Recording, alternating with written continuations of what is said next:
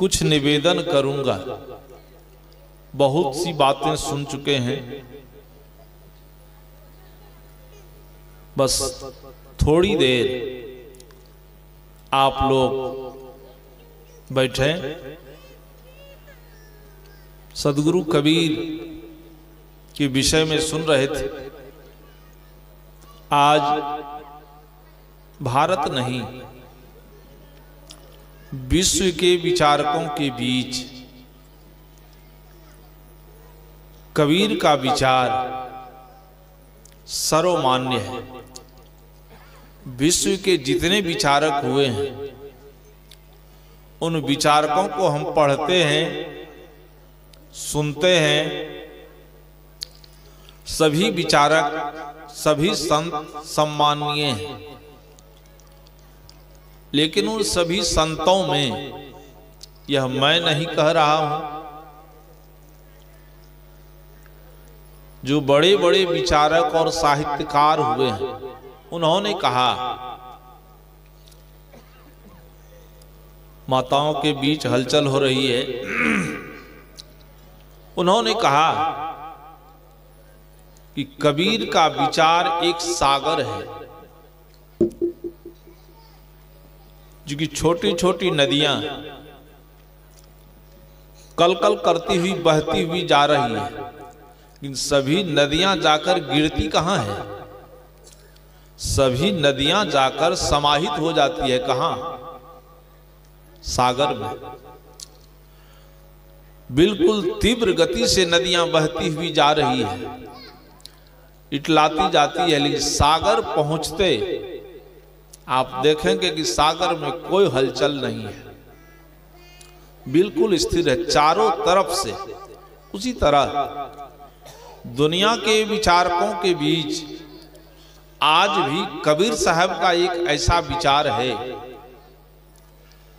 जिनके विचारों से हमारा जीवन व्यवस्थित हो सकता है। बहुत लोगों ने कहा, कुछ लोगों ने कहा कि कबीर के विचार की आवश्यकता नहीं है, क्योंकि कबीर किसी को नहीं मानता है।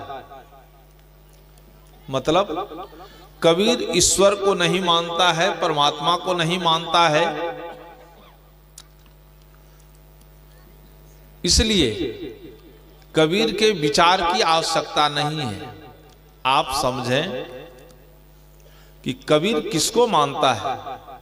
पूरे प्रकृति जगत को दो भागों में बांटे, एक है प्राणी, दूसरा है पदार्थ।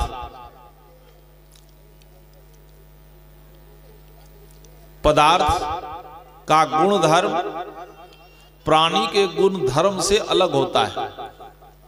पदार्थों में कोई परिवर्तन नहीं है।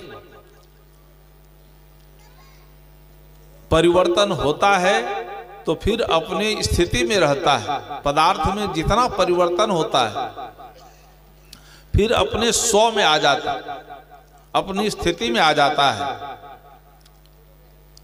पदार्थ का रूपांतरण यदि कोई करता है तो वो कौन करता है? दो शब्द में बोला हूं, प्राणी और पदार्थ। प्राणी करता है, प्राणी में मनुष्य करता है।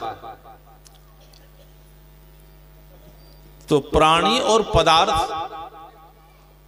दोनों दो तत्व हैं। पदार्थ को अपने होने का ज्ञान नहीं है।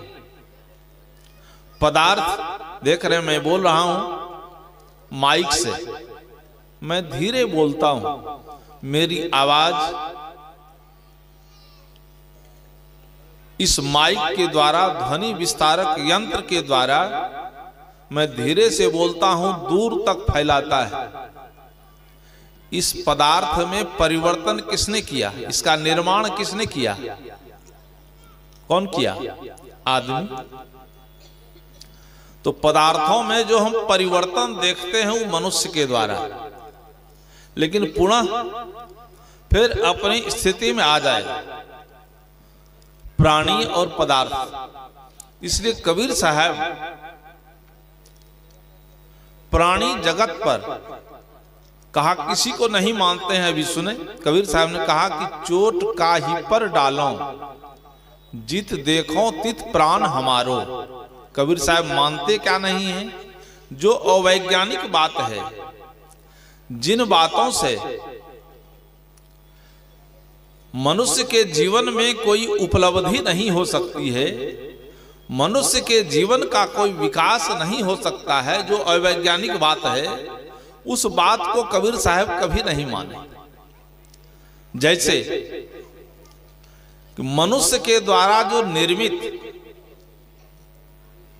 नियम है, उस निर्मित नियम के आधार पर इसको, दूसरे शब्दों में कहें, मनुष्य में जो स्वीकृति है, मनुष्य ने जो स्वीकार करके रखा है, वो क्या है? स्वीकृति। मनुष्य स्वीकार कर लिया है कि मैं धनवान हूं, मैं जादव हूं, मैं ब्राह्मण हूं। ये सब स्वीकृति है। जितनी जातियां हैं सब स्वीकृति है। इस स्वीकृति का उद्भेदन सदगुरु कबीर ने किया। कहा कि एक ही त्वचा, एक ही त्वचा, हाड़ मल मूत्रा, एक रुधिर एक गुदा, एक बूंद से सृष्टि रची है, को ब्राह्मण को शूद्रा।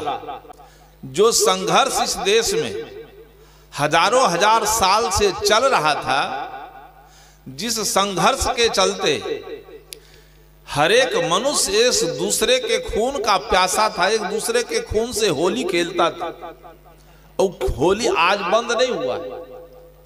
जहां कोई